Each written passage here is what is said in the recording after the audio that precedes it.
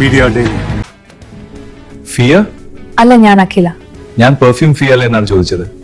എനിക്കിഷ്ടമാണ് ആരെ? ഫിയ പെർഫ്യൂം. എനിക്കും. ആരും കൊതിച്ചു പോകും. അത് സാർ. ഞാൻ പെർഫ്യൂമിന്റെ കാര്യമാണ് പറഞ്ഞത്.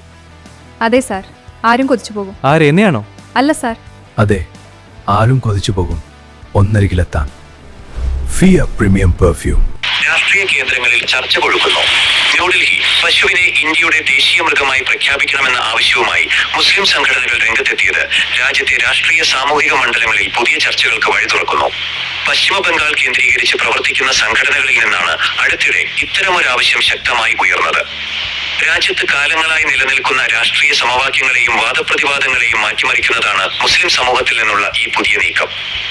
പ്രതിരോധത്തിലായി ഹിന്ദുത്വ സംഘടനകൾ വർഷങ്ങളായി പശുവിനെ ഗോമാതാവായി ഉയർത്തിക്കാട്ടുകയും ഗോസംരക്ഷണത്തിനായി ശക്തമായി വാദിക്കുകയും ചെയ്യുന്ന ഹിന്ദുത്വ സംഘടനകളെയും BJP നേതൃത്വത്തെയും ഈ ആവശ്യം അല്പം അമ്പരപ്പിച്ചിട്ടുണ്ടെന്നാണ് രാഷ്ട്രീയ നിരീക്ഷകർ വിലയിരുത്തുന്നത്. മുസ്ലിം സംഘടനകളുടെ ഭാഗത്തുനിന്ന് ഇത്തരമൊരു നിലപാട് അവർ ഒട്ടും പ്രതീക്ഷിച്ചിരുന്നില്ല. എന്നാൽ ഈ ആവശ്യത്തിന് പിന്നിൽ കൃത്യമായ രാഷ്ട്രീയ അജണ്ടകളുണ്ടെന്ന ആരോപണവുമായി ചില തീവ്ര ഹിന്ദുത്വ നേതാക്കൾ ഇതിനകം തന്നെ രംഗത്ത് വന്നിട്ടുണ്ട്. ഈ നീക്കത്തിന് പിന്നിൽ വിദേശ ഇടപെടലുകൾ ഉണ്ടെന്ന തരത്തിലുള്ള പ്രസ്താവനകളും ചില കേന്ദ്രങ്ങളിൽ നിന്ന് ഉയരുന്നുണ്ട്. സാധാരണയായി രാജ്യത്ത് വർഗീയ ധ്രുവീകരണത്തിന് കാരണമാകാറുള്ള ഒരു വിഷയത്തിൽ ന്യൂനപക്ഷ വിഭാഗങ്ങൾ തന്നെ അനുകൂല നിലപാട് സ്വീകരിക്കുമ്പോൾ അതിനെ എങ്ങനെ നേരിടണമെന്ന ആശയക്കുഴപ്പം രാഷ്ട്രീയ കേന്ദ്രങ്ങളിൽ ഇപ്പോൾ ദൃശ്യമാണ്. വിദേശ ഇടപെടൽ, വാദവും ചോദ്യങ്ങളും. രാജ്യത്ത് എന്ത് ആഭ്യന്തര പ്രശ്നങ്ങളോ പുതിയ ആശയങ്ങളോ ഉയർന്നു വന്നാലും അതിനു പിന്നിൽ വിദേശ ശക്തികളുടെ കൈകളുണ്ടെന്ന രാഷ്ട്രീയ നേതൃത്വങ്ങളുടെ സ്ഥിരം പ്രസ്താവനകൾക്കെതിരെ സമൂഹ മാധ്യമങ്ങളിലും പൊതുവേദികളിലും വിമർശനം ശക്തമാകുന്നുണ്ട്. സ്വന്തം രാജ്യത്തെ കാര്യങ്ങളിൽ സ്വയം തീരുമാനമെടുക്കാൻ ശേഷിയുള്ള ഒരു ഭരണകൂടം നിലവിലുള്ളപ്പോൾ എല്ലാറ്റിനും വിദേശികളെ കുറ്റപ്പെടുത്തുന്നത് എന്തിനാണ് എന്ന ചോദ്യമാണ് പൊതുസമൂഹം ഉയർത്തുന്നത്. ലോകത്തിലെ ഭൂരിഭാഗം രാജ്യങ്ങളുമായും അടുത്ത സൗഹൃദം പുലർത്തുകയും ആഗോളതലത്തിൽ ഇന്ത്യയുടെ പ്രതിച്ഛായ വർദ്ധിപ്പിക്കാൻ ശ്രമിക്കുകയും ചെയ്യുന്ന പ്രധാനമന്ത്രിയുടെ നയങ്ങൾക്കിടയിലും ഇത്തരം വിദേശ ഗൂഢാലോചന വാദങ്ങൾ എത്രത്തോളം യുക്തിസഹമാണെന്ന് ചിന്തിക്കേണ്ടതുണ്ടെന്നും വിമർശകർ ചൂണ്ടിക്കാണിക്കുന്നു.